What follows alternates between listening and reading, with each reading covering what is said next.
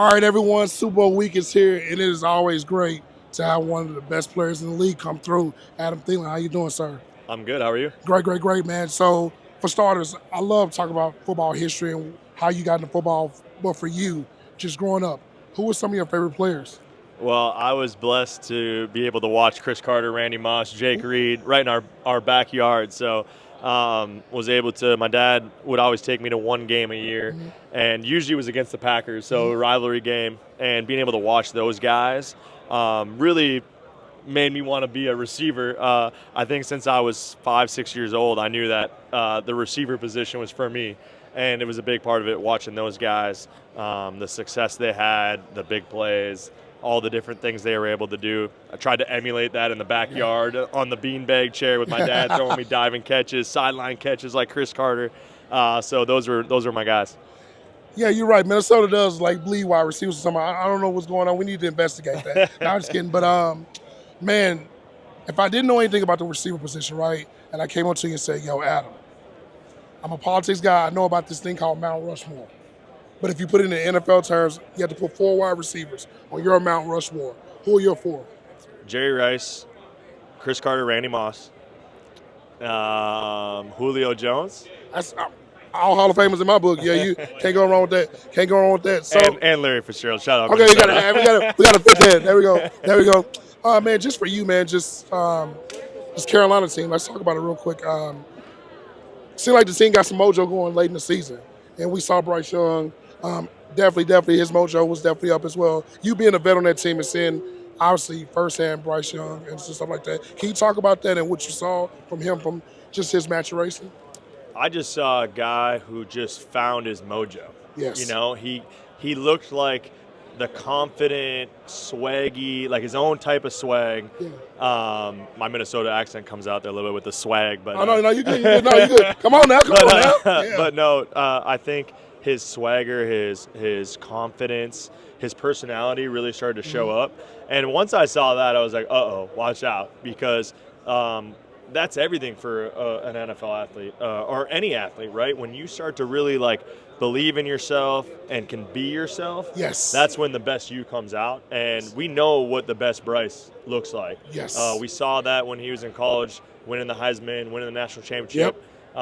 And so exciting stuff for Carolina Panthers fans and obviously us as an organization. And a big reason why I'm excited about, continuing my career. I love it.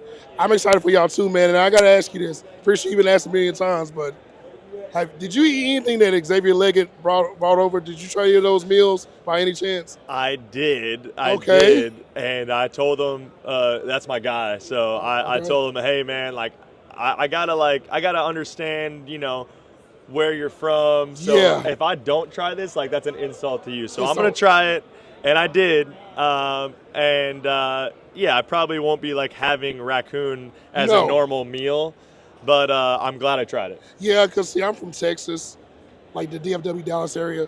They consider us country, but I'm not that country. That's backyard country. That's insane. Oh yeah, that's a different type of country. Yeah. So I gotta ask you, man. Let's flash back. You're on the field, young guy. You looked across the way. There's a DB right there. Who was that guy on a Sunday, maybe Monday night, that you looked over and said, "Oh yeah, this is gonna be one of them days"?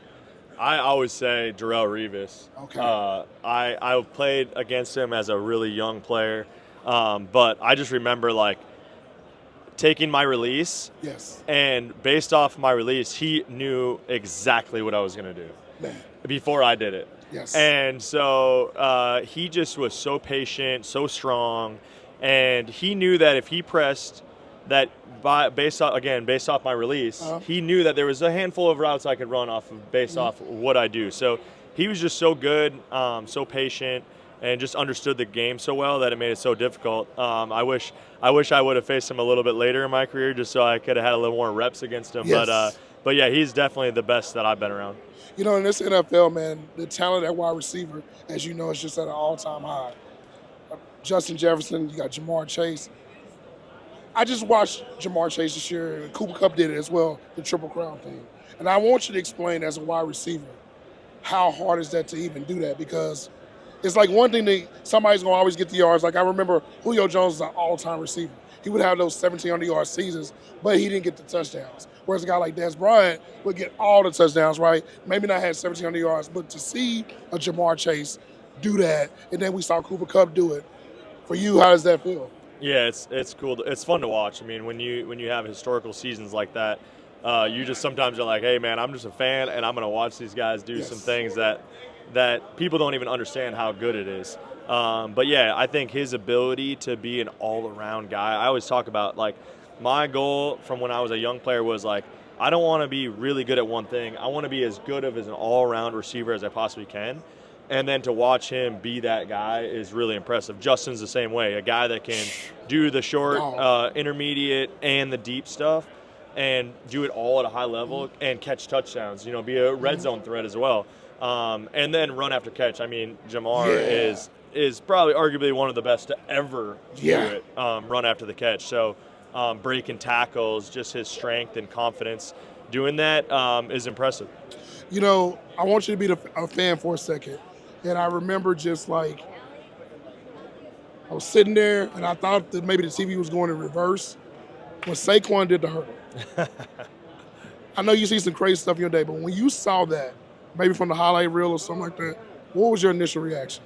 I mean, I didn't even have really a reaction because I'm like, what the heck? Like, how is that even possible? Or where did he even come up with an idea to, like, all right, I'm actually going to hurdle this guy going backwards? Yes. That's probably my son. I have an 8-year-old son and a 6-year-old son. My 8-year-old is super into football right now. They both are, but my 8-year-old can sit down and watch all the games. Yes. But that was probably his favorite play of the entire season. Wow. And he still talks about it. Like, hey, you remember when Saquon did that? I'm like, yes, I do. Yeah.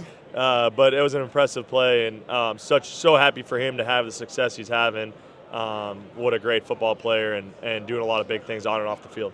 A few more things for me, man. I like to do this thing what we call build the perfect mutant, right? So we're going to build a perfect mutant wide receiver. We're going to break this down off a look. That means body, whatever, like the height, size, weight, speed, hands, route running. So we're going to start off, and you would take a player, either past or present, for those things. So let's start off with the look, the body. What does a mutant wide receiver look like? I mean, you got to go Kelvin Johnson, right? Megatron. Yeah, makes as much sense. That's too easy. All right, speed. Tyreek Hill. Okay, wow. Oh, okay. We're getting somewhere. Hands. Hands. I'd say Chris Carter. I'm glad you said that, because I was waiting. I know you're a Vikings guy, and I know you're a fan of that team. Chris Carter definitely hands and route running. I mean, I think I have to go with my guy, Justin Jefferson. Yeah. Because he's so crafty, and he has a lot of deception in his speed, and he just looks so smooth when he does it, and he makes some of those routes that are really difficult things to do look really easy. Love it. Last question for me. So I'm a gamer, right? I play a lot of video games. Just the first time you saw yourself in a video game, what did you think? I mean, that was always the thing, right? I mean, probably a long-winded answer, but I remember in college, you would do the NCAA, and you would someone did all the teams. So I played Division II football. Well, they made Division II teams. Division III, Division II, Division I. All the teams that weren't on there, they would put them on there. So I remember downloading that to be able to play with myself as on the college game. Well, when I was actually on Madden, it was pretty unreal moment for me. Obviously, grew up doing all the games and playing Madden and NCAA and all those things. So that was pretty cool for me. I think it made it even cooler when my son started playing Madden and then he was playing with me. Now he's too cool, so he won't play with me. He likes to play against me and lock me up on defense. But it's a pretty cool moment for me. Cool. Adam, man, I appreciate the time. Keep doing your thing, dog. Yes, sir. Huge fan of your work, man. All Appreciate right, thank you so much. Appreciate you.